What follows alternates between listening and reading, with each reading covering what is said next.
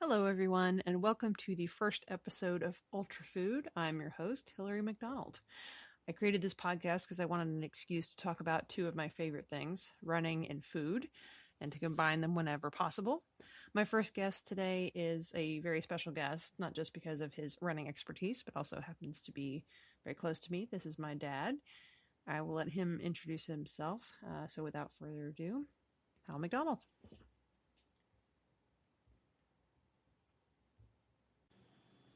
Well, Dad, thanks for taking the time to join me. Certainly. So I've never really liked the long intros that hosts always do, listing people's credentials and things, because it's like I want to start hearing from the speaker. So I'd kind of like to hear the person introduce themselves. So could you give us kind of a little short summary? Tell us a little bit about yourself. Well, I am a professor of English at a university in Western North Carolina, and I've been running for about 50 years. No, 55 years. Started in 1972 after I saw Frank Shorter win the Olympic marathon in Munich, and have been running ever since. That's pretty cool. And you're pretty much started when running started becoming a thing. So you're from one of the, as they call it, the OG crowd. Right, exactly. Right. Yeah, I had no idea the marathon actually existed before that. yeah. So when did you kind of start thinking about the connection between, because I know you told me the story where you basically set off down the street, you started running and kind of just went from there. So at what point did you start thinking about nutrition? Like, what should I eat so that I can run farther or run faster? Like, when did you start thinking about that? I'd been running for about a year, not even thinking about what I ate. But I got a barbell and some weights for Christmas of my sixth grade year, and that made me start thinking about protein. And so I started making my own protein shakes with raw eggs and milk and a little vanilla and sugar. And then to keep me from getting salmonella, my mother started buying me Nutriment, which is a kind of a protein nutrition shake that I drank through there. But it wasn't really related to my running, but it did give me the first sort of glimpse into specialized diet or Hmm. dietary supplements. Yeah. Did you read anywhere about like you need protein to lift, or was that just something that you kind of knew, sort of just general wisdom? I was lifting weights for football, and Hmm. so some of my teammates talked about protein shakes and the need for protein. So that's probably where I heard about it first. But that was about it, and it wasn't until I guess about the seventh grade when a guy from Parks and Rec, a real nutrition fitness guru from my hometown, came to speak to my class, and he just seemed so uh, fascinatingly healthy that I just latched on to the idea of fitness and nutrition as being combined, not thinking specifically about running, but I was still running and I was thinking about nutrition as a way of becoming more fit. And so he had some good advice and some bad advice. For instance, he believed in massive doses of vitamin C. So I took that literally until I started getting ulcers in my mouth and realized I was getting way too much vitamin C. But that kind of got me into the idea of there being a connection between fitness and nutrition. And then I tweaked that when I uh, or for another world was opened up to me when I subscribed to Runner's World magazine. Again, it was something I didn't even know existed, but when I found it, I was hooked and subscribed for years and years. And they had uh, books. They published books that you could order from the magazine on nutrition and training and racing, and I ordered those by the dozen. And so, little by little, I've got a fairly good education in fitness and nutrition and running as it was available at the time. Okay. So that's really interesting, and it kind of goes into my next question because you talk about learning more and about what's being said in runner's world and these resources, and how this early fitness person was telling you some things that were good and some were bad. What's some things that stood out to you the most about what's changed from like conventional wisdom when you first started running versus now? Well, the conventional wisdom of the day was that, and obviously there were exceptions, but was the idea that if you ran distance, you could eat anything you wanted to. That running distance sort of immunized you from some of the health problems that other people had, such as cardiovascular disease and diabetes and so forth. And in fact, I read one article that said that there's no documented case of anyone who ever completed a marathon ever dying of heart disease. And yeah, that was pretty blanket statement. But then, of course, the troubling case of Pavel Nurmi, he died of a heart attack, but and had obviously finished marathons. But that was the belief you could just eat anything you wanted to. And Bill Rogers famously ate anything and everything he wanted to. He liked to put mayonnaise on his pizza, and then he later on turned up with high cholesterol. And I ate boxes of macaroni and cheese and Captain Crunch. The idea then was distance runners need more calories, but it didn't really matter what kind of calories. And that's probably been one of the biggest changes, is that people have become more aware of the need for quality in addition to quantity. Mm-hmm. Okay.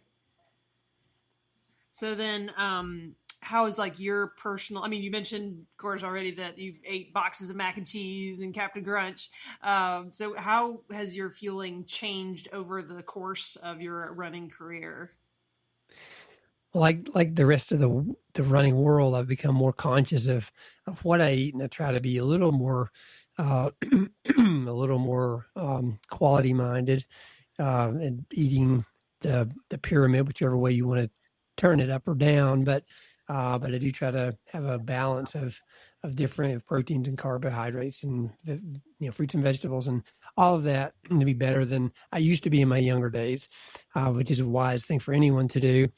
But I'm also, as I've gotten older, I've gotten more conscious of the protein I eat, because the amount of protein, because obviously older bodies don't process protein as well as younger ones, and you need more protein. So even if I'm not trying to bulk up like I was in the 7th grade, I need more protein just to keep things from breaking down. That's definitely something I've heard more in the medical world from like the women's side of like, as women get to go through menopause, they need more protein. Well, clearly men and women need more protein as they get older, especially if you're active. So I know you mentioned before that some of your resources from the past were Runner's World and their books and the magazines. What's some more recent resources that you've found that are good for getting more information about running and nutrition? Well, in a word, the internet. There's obviously a wealth of information, some good, some bad, but there's just a lot of really good information. And now with AI, you can target your questions in a very specific way to a very specific need, and get a lot of really good information. And as long as you double check it, cross check it with other sources, it's pretty trustworthy. And so, there's some really monumental books, like Jim Fixx's Complete Book of Running in 1977, that turned a whole generation on to the idea of the running lifestyle, and Dr. George Sheehan's book on running back in 1978, that gave a whole generation of runners the sort of framework for health, fitness, and nutrition. But now for me, it's more of a shotgun approach. I just, if whatever looks good, I ask the question, and then get the information, and then try to adapt it. One thing that has changed for me personally is as I've gotten more, part of it's aging, part of it's just being more aware of my body, but I'm more conscious of the timing of my eating. I like to eat light through the day and then run, and then I eat heavy the rest of the evening, because I've just discovered over the years that I run better on a lighter stomach, not an empty stomach, but not a full stomach. And so then I can really go wild after that. Yeah, that makes sense. And that brings me perfectly to my next question of what's your favorite post-run meal? Yeah, I go with heavy. I like, depending on how far I run, a good solid protein, maybe even a fatty protein. We grilled out night before last hamburgers, and so we've had hamburgers the last 2 nights. Lasagna, things like that are great.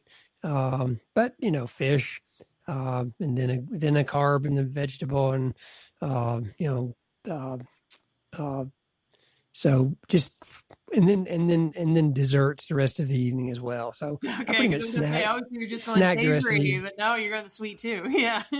Right? Yeah, yeah. You got to have that part too. But I don't do a lot of that early in the day. I save that for nighttime. Okay. And then last question. So what would you tell someone kind of getting started on their running journey? What advice would you have to say basically what you wish somebody told you, when you just first started? About nutrition, Yeah. uh, just to be conscious of it. I remember I had figured out all myself because there wasn't that much of information available in 1972. But I remember one learning experience for me was my mom had made a batch of chili and strawberry shortcake for dessert, and so I had two bowls of chili and two plates of strawberry shortcake and went for a run right after that. I thought I'm Oh. loaded up on carbs and now, so I'll go out and run. Well, that didn't work so well. So I learned that timing of your eating is an important thing. Yeah. So yeah, just some of the common sense things that the timing of your eating is important. The things you eat, some things don't agree with you that well. The day before a long run, you got to be careful what you eat then because it's going to take 24 hours to get through your system. So just some things that are pretty common sense now, but weren't as well known back in the days when I started out. But fortunately, that information is pretty easy to find now. Well, thanks so much for your time. This has been really cool. Appreciate you getting on to talk about this. Well, you're very welcome. Enjoyed it. Thanks for listening, everyone. Please be sure to like and subscribe, and join me next time for my second episode of Ultra Food.